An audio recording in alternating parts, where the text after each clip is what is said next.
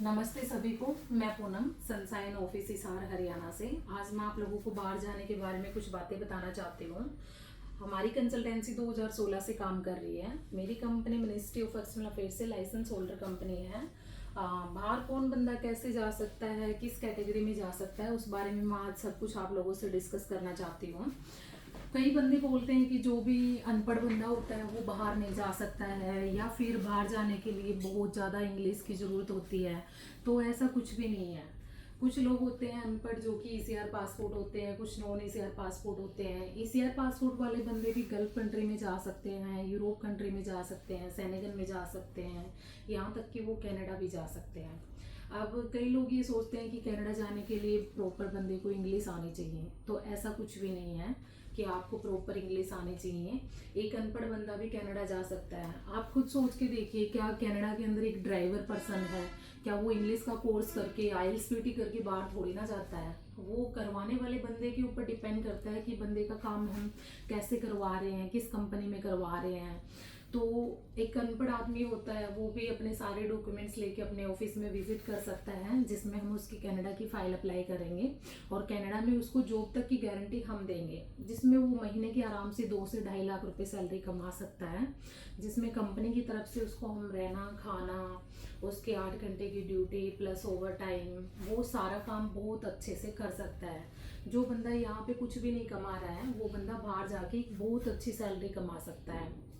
इन सब में अप्लाई करने के लिए उसको अपना पासपोर्ट, अपना पैन कार्ड, अपना आधार कार्ड, अपने photo, passport size white background के साथ में, ये सब लेके उनको ऑफिस विजिट करना होता है। सेकंड, अब कई बंदे ये सोचते हैं कि ज़्यादा पढ़े लिखे बंदे ही इन कंट्रियों में जा सकते हैं, जैसे New Zealand, Australia, Canada, European country, Senegal country, और या फिर उनको प्रॉपर इंग्लिश आनी चाहिए। ऐसा कुछ भी नहीं है, प्रॉपर इंग्लिश आनी कोई ज़रूरी नहीं है। पढ़े लिखे बंदों को भी कई बार इंग्लिश की नॉलेज नहीं होती है। उनकी बेसिक इंग्लिश क्लियर होनी चाहिए, जिसके बिहाफ पे वो यूरोप कंट्री में भी अप्लाई कर सकते हैं। यूरोप में भी जैसे अल्बानिया हो गया, स्लोवाकिया हो गया, इनमें बहुत अच्छी अच्छी रिक्वायरमेंट निकलती हैं यूरोप कंट्रीज़ के लिए। आप ड्राइवर लाइन में स्लोवाकिया के लिए बहुत अच्छी वैकेंसी आई हुई है, जिसमें बंदा आराम से 2.5 से 3 लाख रुपए कमा सकता है, जिसमें पहले आपको कोई भी खर्चा पे नहीं करना होता है। सारा खर्चा आपको वीज़ा के बाद में पे करना होता है। अगर कोई भी बंदा अप्लाई करना चाहता है तो हमारे दिए गए व्हाट्सअप नंबर पे कांटेक्ट कर सकता है, या हमारे दिए गए एड्रेस पे विजिट कर सकता है। इसमें अप्लाई करने के लिए आपको अपने सारे डॉक्यूमेंट्स लेके ही हमारे एड्रेस पे विजिट करना है। अब मैं आपको कुछ चीज़ें बाहर की बंदा कैसे सर्वाइव कर सकता है, कैसे नहीं कर सकता है, या कौन सी कंपनी अच्छा काम कर रही है, कौन सी कंपनी अच्छा काम नहीं कर रही है, ये मतलब क्लाइंट्स कैसे पहचाने कि कौन सा एजेंट लीगल है, कौन अनलीगल है। अब सर मैं 2016 से काम कर रही हूँ। मैं नहीं कहती कि सभी बंदों का काम मैं ही करवा रही हूँ।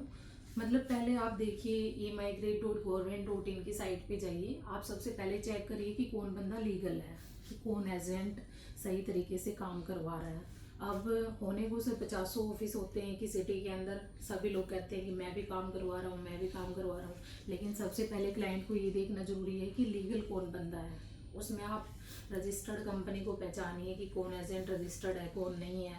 अब जैसे कि सर 2016 से मैं काम कर रही हूँ, तो ये सब आप emigrate.government.in की साइट पे जाके चेक कर सकते हो, जिसमें आपको अच्छे से पता लग जाएगा कि कौन एजेंट बाहर जाने का काम करवा रहा है, कौन एजेंट बाहर जाने का काम नहीं करवा रहा है।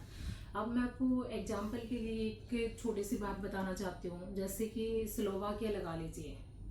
अब एक बंदे का मैं स्लोवाकिया के लिए काम करवा रही हूँ, तो सबसे पहले मैं बंदे के सारे डॉक्यूमेंट्स कलेक्ट करती हूँ, फिर टाइम टू टाइम उसको इन्फॉर्मेशन मैं देती हूँ कि आपको अब कौन से डॉक्यूमेंट्स कंप्लीट करने हैं, आपको पहले कोई पैसा भरना है या नहीं भरना है। पहले हम वैसे बंदे से कोई पैसा नहीं लेते हैं, कुछ एक डॉक्यूमेंट्स की फॉर्मेलिटीज होती हैं जो कि मैं क्लाइंट्स को बताती हूँ कि आपको ये डॉक्यूमेंट्स कंप्लीट करने हैं। बंदा हमें डॉक्यूमेंट्स प्रोवाइड करवा देता है, देन उसके बाद में मैं उसका प्रोसेस शुरू कर देती हूँ। वीज़ा से पहले उसको कोई फीस नहीं भरनी होती है, यहाँ तक कि उसकी एम्बेसी फीस भी मैं खुद भरती हूँ। जब वीज़ा लग जाता है उसके बाद में उसको अपना पे करना होता है। और हाँ, हमारी एक गाइडलाइन होती है, मिनिस्ट्री की एक गाइडलाइन होती है, उस गाइडलाइन से ऊपर भी हम आपसे कोई पैसा नहीं ले सकते हैं। और जिस बंदे का वीज़ा लग जाता है उसको मैं अपनी कंपनी के नाम का एक एग्रीमेंट देती हूँ। 1 मिनट का उस बंदे का एक वीडियो बनता है कि मैं आपको किस कंट्री में कितनी सैलरी पे किस काम के लिए मैं आपको बाहर भेजना चाहती हूँ। अगर उनसे अलग आपको कोई भी चीज़ अलग से मिलती है तो आप उस पर कोई भी एक्शन ले सकते हो। ये गवर्नमेंट होने का बेनिफिट है। तो हम आपको गलत जगह पे तो वैसे ही भी नहीं भेज सकते हैं, इसलिए आपको सारी चीज़ें विद एग्रीमेंट के साथ में दी जाती हैं। रही बात वर्क की, सैलरी की, मैं आपको पूरी श्योरिटी दूंगी। जैसे कि मैंने आपको स्लोवाकिया भिजवा दिया है, तो स्लोवाकिया में बंदा 6 महीने, साल भर या 2 साल काम करके जितना पैसा वो लगा के जा रहा है, वो सब पैसे अपने कमा के वहां से वो दूसरी कंट्री में भी मूव ऑन हो सकता है। वो भी आगे का प्रोसीजर मैं खुद करवा के देती हूँ अगर बंदा मेरे टाइप में रहता है तो। और सबसे बड़ी बात ये है कि इसमें आपका इंडियन लाइसेंस भी चलता है। आपका जरूरी नहीं है कि बाहर का पहले ही लाइसेंस होना जरूरी हो। स्लोवाकिया के लिए इंडियन लाइसेंस वैलिड होता है, आपका लाइसेंस चेंज होता है, वो पूरा प्रोसेस, पूरी प्रक्रिया हम खुद करवा के देते हैं। और इसमें आपको कोई ज़्यादा इंग्लिश की भी ज़रूरत नहीं है। आप खुद एक मतलब कॉमन बात है, सोच के चलिए, क्या एक बंदा बाहर जाके ड्राइवर की जॉब करता है, क्या वो बंदा यहाँ से इंग्लिश का कोर्स करके जा रहा है, क्या वो बंदा IELTS करके जा रहा है, क्या वो यहाँ से जर्मन लैंग्वेज करके जा रहा है? तो ऐसा कुछ भी नहीं है।